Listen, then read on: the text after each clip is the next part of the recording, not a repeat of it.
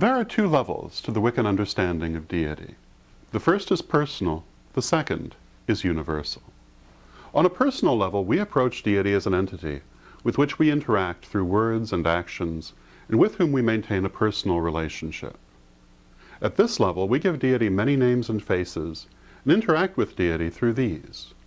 Most Wiccans will use a variety of names and faces for deity in this personal sense, and will have one particular form which they perceive as their patron. They will interact with this patron deity, or in some cases patron deities, in a very personal way, seeking guidance, inspiration, and practical help in both daily life and esoteric matters. Let us use the goddess Sekhmet as an example. Sekhmet is a goddess of Egyptian provenance, and her worship goes back to and before the dawn of recorded history. Sekhmet is commonly portrayed as a woman with the head of a lioness, carrying either a scepter or a sword. Sekhmet is the patroness of magic, but also of courage and strength. A devotee of Sekhmet might hope to be inspired by her with these qualities. Does this mean that we believe that Sekhmet is an entity living somewhere with the actual head of a lioness on a human woman's body? No. The best analogy of how Wiccans look at deity is the famous example of the diamond. We think of deity rather like an enormous diamond of many facets. Each facet is beautiful in and of itself and can be used as a way to access the heart of the diamond. But in reality, each is only a different way of looking at the same stone. Thus, when the devotee speaks to Sekhmet, they are in reality using a personal form to access a universal power. The reason we need such personal forms is we build our bond with deity through emotion. All of the abstract understanding in the world will make no difference to you if you cannot connect to it emotionally. It will seem dry and empty, striking no resonance in your being. Since everyone's emotional nature is different, being as we are individuals, we Wiccans use many different images of deity. A person who has negative feelings toward their mother may have difficulty identifying with the mother goddess, but may find a crone goddess a great source of strength and comfort. A person who loves the ocean may find it much easier to connect with a more aquatic mother goddesses like Yamaya than with an earthy mother goddess like Gaia. Both are the same concept, but the exact approach offers variety to the individual. At no time do we perceive an individual face of deity, such as Venus or Caradwen or Shakti, as being the only face of deity, only our individually preferred face.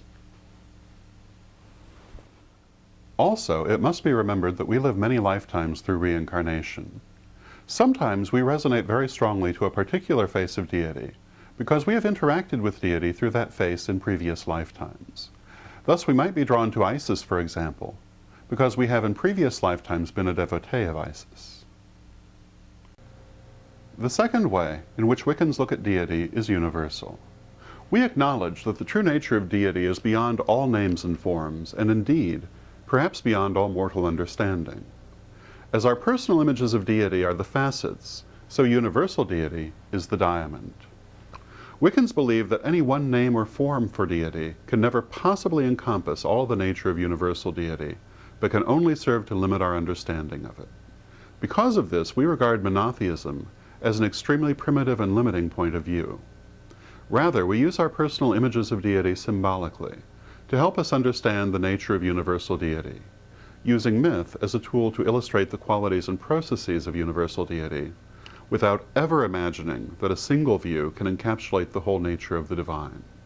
Having laid out this basic understanding of how Wiccans view deity, let us illustrate it by presenting one of the most sacred myths of the Wiccan faith and explaining its deeper meaning.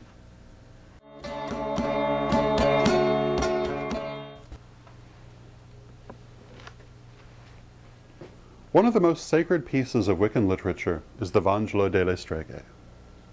This is a collection of legends preserved and passed down through generations of the Aradian witches of Italy. A little over a century ago, the Italian witch Maddalena Allenti gave a copy of the Vangelo to the famed folklorist Charles Godfrey Leland, on the understanding that he would publish it. The most important part of the Vangelo is the creation story it contains. This creation story is a sublime allegorical account of the creation of the physical world and the descent of spirit into matter. The story touches on very ancient themes, being reminiscent of the ancient Greek myth of Ophion and Eurynome, and of the creation myth of the goddess Cybele. You must understand, however, that the stories in the Vangelo are meant to be understood as allegory. That is to say, that they represent their subject symbolically, portraying it in familiar everyday forms rather than abstract concepts. If you try to read these stories literally, they appear rather shallow and foolish. Only by understanding that the Vangelo's human characters actually represent the timeless forces of nature and the universe, and their actions portray the cosmic processes, can you hope to get anything out of it. Maddalena did not bother to explain this. She was willing to let people know more about the ancient Aradian witch traditions, but she didn't want them to know much. She knew that people who understood allegory would be able to read between the lines and appreciate what they found there. She is also supposed to have made certain alterations to the text, apparently for purposes of secrecy, which leaves some confusion in the text. But despite this, the text is still of enormous value.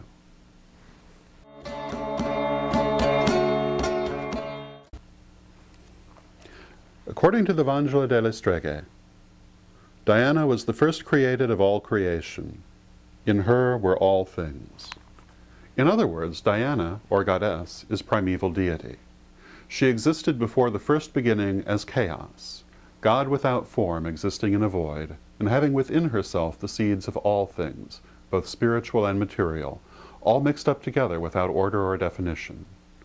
Primeval deity is androgynous, having both feminine, spirit or yin, and masculine, matter or yang elements, and is sometimes portrayed as such in myth and artwork. Sometimes, however, primeval deity is portrayed as feminine, since we think of primeval deity in association with the goddess, or spirit, indeed as the higher self of goddess. In this sense, primeval deity is identified with the crone goddess, the goddess in her aged state, having existed from before the dawn of time. This is the wisest and most knowing part of goddess, most commonly called Hecate. This is the goddess portrayed with greater or lesser respect as the Halloween witch, with her pointed hat and broom. For endless eons, primeval deity existed in this amorphous and undifferentiated state, in the darkness before the first creation. At first she slept, aware of nothing, resting and recharging, gathering her energies and merely being, alone and complete in herself. But over the course of time, primeval deity began to stir, to become aware. First, she became aware of her own existence. In time, she began to think, to dream, to question, to desire. She wondered, what would it be like to feel? What would it be like to move, to take action, to be able to receive sensation, to see, to taste, to hear? And so for eons, primeval deity thought, and considered, and wondered. And then, out of herself, the first darkness, she divided herself. Into darkness and light she was divided. The God, her brother, and her son, herself and her other self, was the light. Primeval deity divided herself. One became two. All of the physical, tangible, volatile parts of primeval deity went into the God who was the light. The God exploded into existence out of primeval deity in a shower of spark and flame, which we remember as the Big Bang, the starting point of physical creation. All of the spiritual, ethereal, eternal parts of primeval deity remained in the goddess. In this sense, goddess is thought of as a continuation of primeval deity, since the consciousness of primeval deity is one of the spiritual parts that remained with her.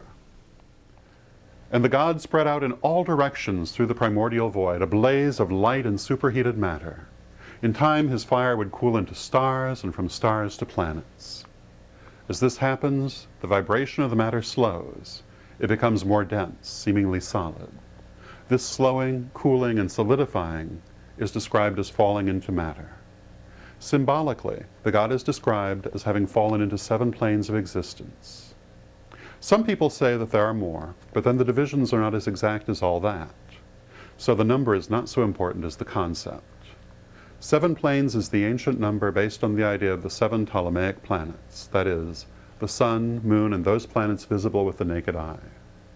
These 7 planes are, from the lowest up, physical, emotional, mental, astral, solar or egoic, monadic, and divine. We'll talk more about these later. The 7 planes are also sometimes called the 7 spheres, or the 7 dimensions. All refer to the same basic concept. The Vangelo continues. And when Diana saw that the light was so beautiful, the light which was her other half, her brother the god, she yearned for it with exceeding great desire. Wishing to receive the light again into her darkness, to swallow it up in rapture, in delight. She trembled with desire, and this trembling was the first dawn. But the god's light fled from her, and he would not yield to her wishes. He was the light which flies into the most distant parts of heaven, the mouse which flies before the cat. Seeing the beauty of the god, that is, of the physical universe, the goddess was entranced with desire, and wanted it back. She had dreamed of seeing and tasting and doing, but being separate from the god, she could do none of this. She could only observe from outside that which she had created.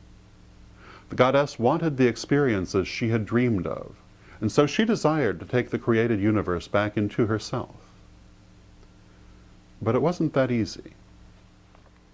The Vangelo tells how the goddess went to the oldest part of herself, primeval deity, who was still within her. The Vangelo calls primeval deity the mothers and fathers who were before the first creation, emphasizing primeval deity's androgynous aspect. In other words, the goddess consulted her own higher self.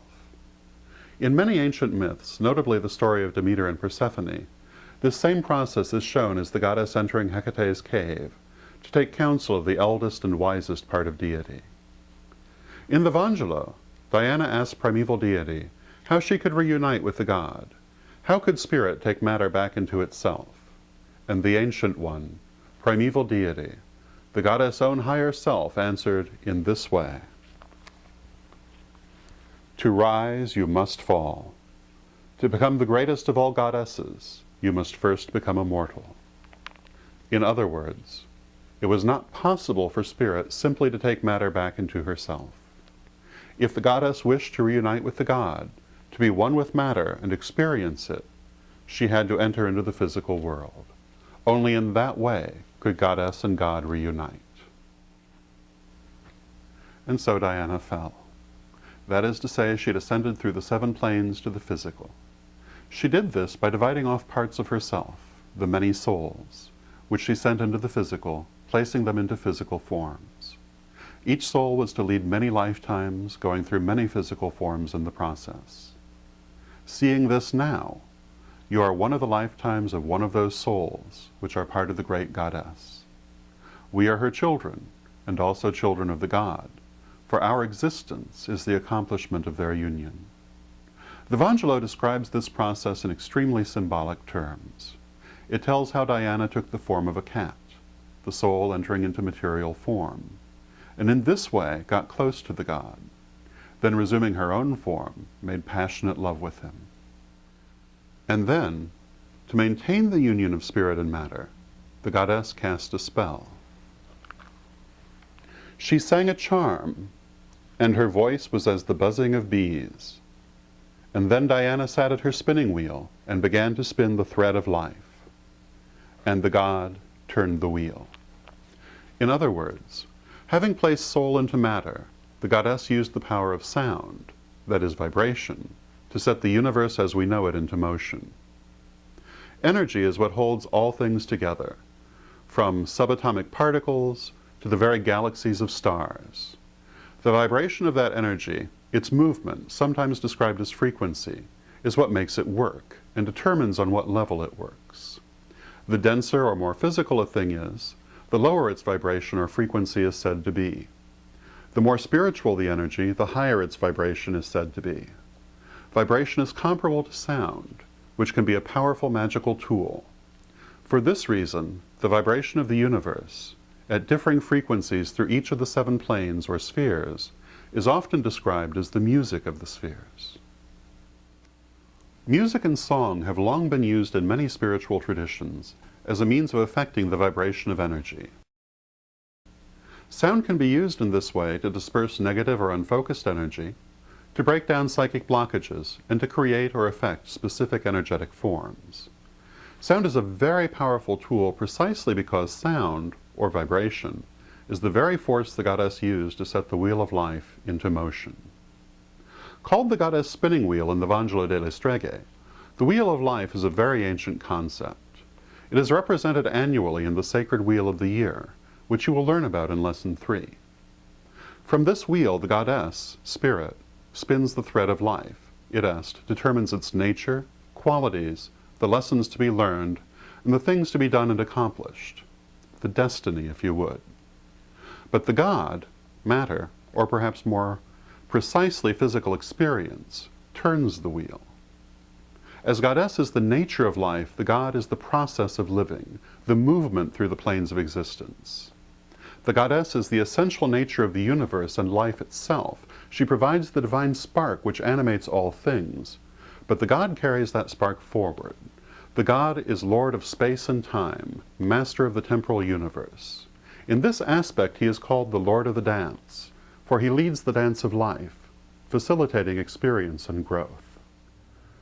In this way, their essence originating from the goddess, their ability to move and to grow originating from the god, the many souls descended to the physical plane. The goal of this, as stated above, was to experience, to learn and grow. Having arrived in the physical, the souls set out to learn all that the physical plane could teach them, and then began their ascent back up through the 7 planes, to ultimately rejoin with goddess from whence they come. Each plane has its own special lessons, which are of great importance to the soul. Though seemingly separated from the goddess, each of these souls remains always attached to her, always part of her, for it is through them, as part of them, that goddess entered into her own physical creation, the god. We are one with the goddess, and our experiences are her experience. We are eternal and immortal as souls, never cut off from goddess or spirit, only differentiated. All of the powers and abilities of goddess are within us, and at our command, if we can clear our vision enough, to see and access them. Descending through the planes of existence was like going through a curtain or veil. The veil obscures our vision of the things above us. Because of the veil, we forget that we are part of goddess, that we are spiritual beings experiencing the physical, and start to think that we are simply physical beings. As we ascend the planes, we are highly aware of those planes which are below us, and perceive them fairly easily. It is much harder to perceive the planes above us. It is hard for us to see or communicate with the higher planes of consciousness, and easy to imagine that what our eyes perceive is all that exists. To progress, we must part the veil and see beyond it. The more we work magically and psychically, the thinner that veil becomes. Some people are born with the veil already very thin. These people are said to be born old. It may seem that those who are born old don't have to work as hard to progress, that psychic and magical skills just come naturally to them. This is because they've already done the work to develop these skills in previous lifetimes. It is generally said that we are currently on the mental plane, able to easily perceive mental, emotional, and physical energies, and that we are, and have long been, in the process of moving into the intuitional or astral plane, and thus have increasing perception of what we might loosely call psychic matters. Though we have some perception of the planes beyond this, it is difficult to see very much of them from our current position.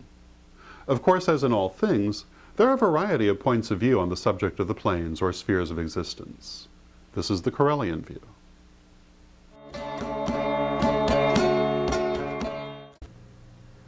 As you can see, Wicca perceives the conscious mind as only a small part of a much larger being, originating from and eternally connected to the Mother Goddess. Our conscious self is normally a reflection of our physical body, first dimension, our emotions, second dimension, and our thinking mind, third dimension. These 3 dimensions of our being are said to compose our lower self. It should be understood that the term lower refers to vibrational frequency and not to any sort of value judgment, as all parts of the being are good and valuable. The lower the vibrational frequency, the greater the physical density. As humans, we normally have a natural comprehension of these 3 aspects of our lower self, accepting them without question as an obvious component of our being. We all know our physical body and its reactions. We all feel our emotions, conscious and subconscious. We're all aware of our cognitive and rational faculties. All of these are within our level of common experience and are known to us, if not always fully understood. Above our level of common experience is our higher self, a concept you were introduced to in Lesson 1. The higher self, like the lower self, has 3 levels of being. Immediately above our common perception is the astral self, 4th dimension. Also called the causal self, the astral self is the part of us which determines what things we choose to experience in a given physical life, and what lessons we are trying to learn. It is from this level that the higher self creates the life that we are living. The astral portion of the higher self sets the pattern of life, accepts or rejects every potential event in it, and can make whatever alterations the higher self chooses at any point during the life. This is one reason it is so important to be on good terms with our higher self, because by moving in sync with its choices, we make life a much easier process. The astral level, also sometimes called the intuitional or Buddhic level, is a level that we shift to when we work magic. Above the astral is the egoic self, or soul, 5th dimension. The word soul is often used to describe the whole higher self, but specifically refers to the 5th level of the being. The soul is the separate personality of the higher self, built up of the total experience of many, many lifetimes. All of the benefits of every life lived, the outcome of all lessons learned, the knowledge of all things seen, felt, and done is retained in the soul, and gives it its special character which is distinct from all other souls. The soul is the organ by which the being grows, the manner in which experience and growth is retained and built upon. Above the soul is the monad. The term monad comes from the Greek monas, meaning single unit. The monad is the portion of the soul which is perfect in itself, just as it was when the goddess divided it off from herself. The monad is the divine spark of life which animates the being, and which is conscious of itself as a portion of deity.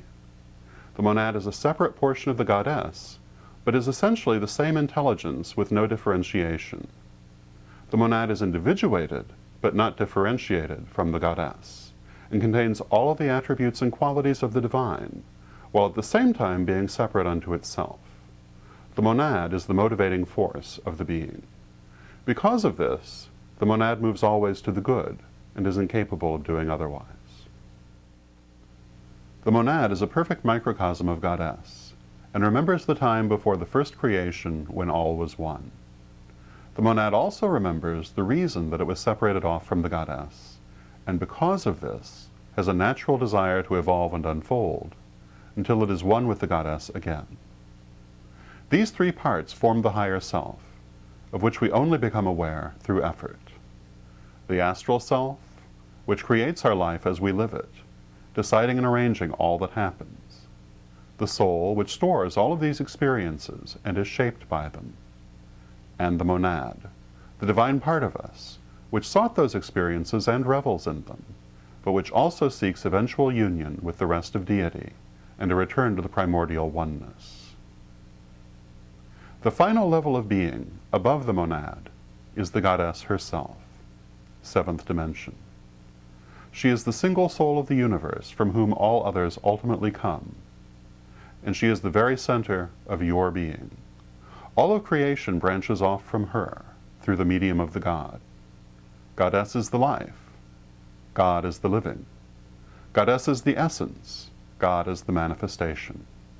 Every aspect of creation is endowed by both goddess and God, and all is sentient in the higher levels of its being, if not always in the physical.